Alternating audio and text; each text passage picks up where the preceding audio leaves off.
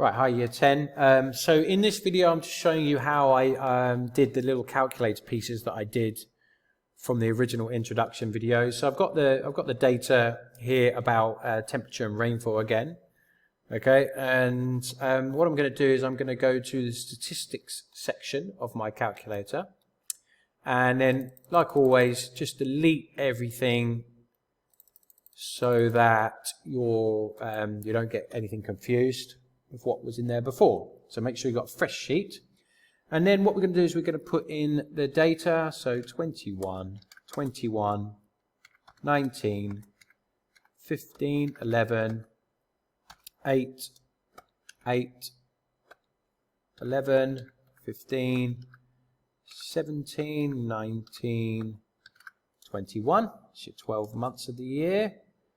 And then put the relevant data against each one for rainfall. So that's 113, 102, 99, 59, 28, 12, 12, 14, 27, 62, 83, 88. Okay. And so the first thing we'll do, always look at the data first. Okay, that's the most important lesson from this week, is look at the data first. So I'm going to do graph 1. So I'm just going to push F1. And there is my scatter diagram. Okay, so you can just have a look at the data and see, okay, a straight line makes sense for this data, and it's quite a strong correlation. Okay. So then push exit to go out of that, and then exit again. And this time you're going to go back to F2 for calculate. And you're going to run a regression. Okay? You're going to run a regression here. What we need to do is we need to run a linear regression, because I looked at my data and I decided it's a straight line. So that means I'm going to choose F1 for linear. F3 would be running a quadratic regression. X cubed would be running a cubic regression. X4 would be running a quartic regression. We can actually get it to do all kinds of other regressions: log, exponential, trigonometric ones, sine, cos, tan. Okay, we can get it to do whatever we like, but mainly at IGCSE we're interested in a linear regression, so choose F1. Then choose F1 again, because you're then telling it that your linear regression is y equals ax plus b. And there's all my data. Okay, so I know that it's y equals 7.32x minus 55.3 for my model.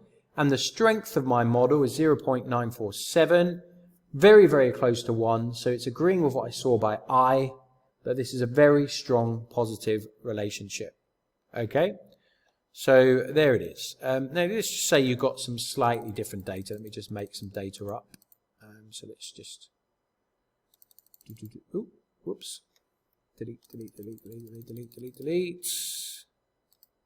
Okay, let's delete that. Let's say I've got some other data that looks like this. 1, 2, 3, 4, 5, and I get 2, 4, 8, 15, 29. Let's say I get something like that. Okay, let's look at the graph. Okay, look at that. Is a straight line appropriate for this? No, it's not an appropriate model. But let's just do a straight line graph for it. Let's just do a linear regression. So we need to come out of that, and we need to go to calculate, regression, linear. Look at my regression correlation coefficient, 0.941. That would suggest it's a really strong positive relationship.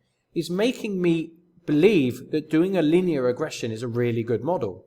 But it's not, because it's not a straight line.